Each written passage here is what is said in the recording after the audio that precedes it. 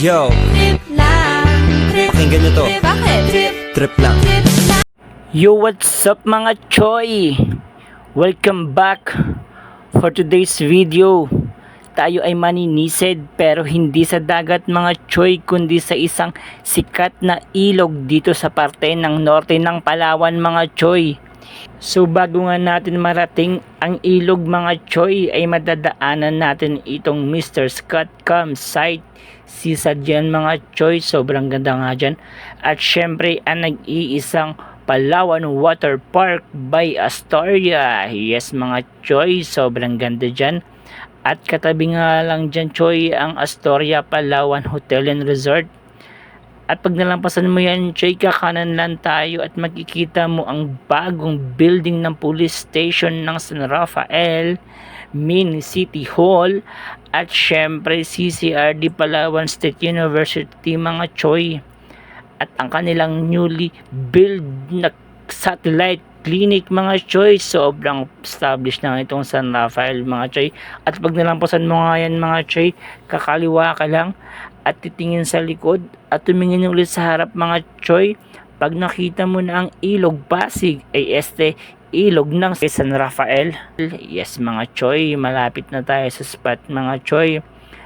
At yun mga choy, narating na natin na ang ating spot, ang ilog ng Barangay San Rafael, ang Suray 68 mga choy.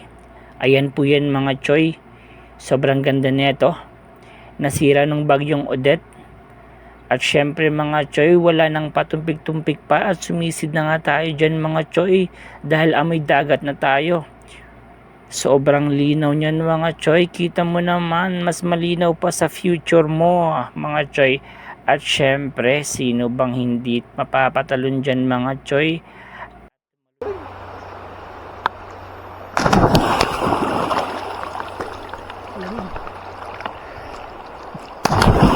Ifay ay mga choy, libre lang maligo dito mga choy. Kahit ilan kayo mga choy, kasama ang mga pamilya. At syempre mga choy, hindi dyan nagtatapos ang ating pagliligo dahil magluluto tayo dyan mga choy. Syempre, chef muna tayo for this video. At yan, in-slice na nga natin ng sibuyas. Sinundan ng bawang mga choy, 3 hiwa pagitan kasama ang siling haba. Yan mga choy, kalamansi na di puta. At tapos na nga tayo dyan mga choy. At yun mga choy, magluluto na tayo dyan. Unang salang mantika na tag 15, sibuyas na tag 2, sumabay pa yan ang bawang na tag 3 mga choy. At syempre ang ating main event, yun, umaapoy pa mga choy. Yan po mga choy ay lamang loob ng talakitok, tambakol, tuna at tulingan. Pinaghalo-halo namin. Ay syempre mga choy, meron palang sponsor sumito. Yes parin no, for the shot. Syempre mga choy, sinunod na natin dyan ang siling haba, mas pampahaba ng baba. At syempre mga choy, toyo ng kapitbahay at suka ng kapitbahay, kinuha na rin natin yan mga choy. At hindi magpapahuli ang 5 pisong magic sarap mga choy, para sumarap ng sumarap.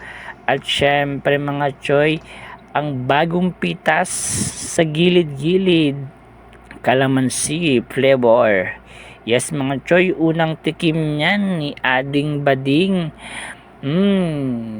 Yummy daw mga choy. At syempre hindi magpapatalo tong mga pakno, Arnel Sabay, unang tikim, yummy daw mga choy. At syempre ito pa si Bongbong Marcelo, na speechless mga choy, ayaw magsalita.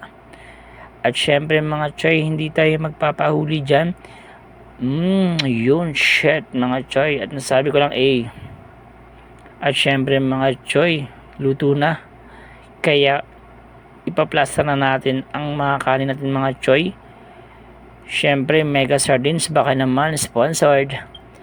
At syempre kwentuhan, nakabulastugan, hindi malilimutan ang asaran na merong pikunan, lalo na rin nung unang niligawan. unang kabiguan, at yan nagsiseryoso ang usapan. Ang pagdadamayan na tunay at tapat na kaibigan. O mga buwang At sumisid na nga tayo dyan mga choy, dahil meron tayong nasipat sa ilalim, isang malaking isda, isang malaking mojito mga choy. Wow, sobrang laki nito mga choy. Siyempre pangalawang sisid mga choy, meron tayong nasipat, isang isdang malaki ay isdang blue balls. Wow, Gatorade na tag 45 kay Ate Arlen. Yes. o kaibigan, lubang maaasahan. Di na tayo babata, edad mo di nahahalata. Sa mga trip unti-unti na tayo nagsasawa. Pero kahit ganon, barkadang matatag hanggang sa ngayon. Minsan lang makita, tsak may kwela, yan ang aking mga tropa.